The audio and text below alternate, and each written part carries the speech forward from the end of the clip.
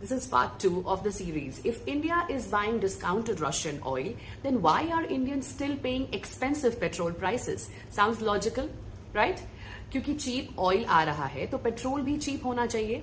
But global oil markets don't work that simply. Let's break this down properly.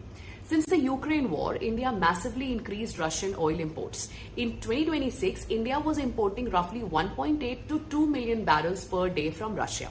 At one point, Russian crude made up nearly 40% of some Indian refiners' total purchase.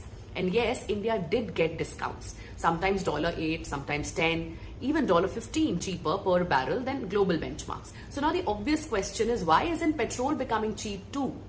Because there are 4 important things people miss. Follow. First, even discounted Russian oil is still linked to global oil prices. If Brent crude globally jumps from $70 to $110 per barrel during a Middle East crisis, Russian oil also becomes expensive, just slightly less expensive. Discount doesn't mean low price, it means less painful than others.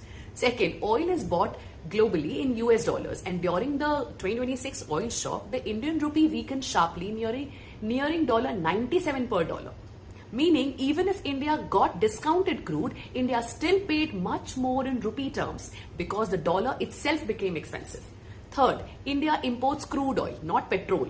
That crude still has to go through a process: refining, transportation, processed, taxed, distributed. So the petrol prices in India also include central taxes, state VAT, dealer commissions, refining margins, transportation costs. So it's all as a layer. Crude oil is only one part of the final price that we pay or you pay. Right? And fourth, this is the biggest reason actually. Before May 2026, Indian oil companies reportedly froze the fuel prices for few days, as I explained in the previous video. Now listen carefully. Does Russian oil still help India? Absolutely.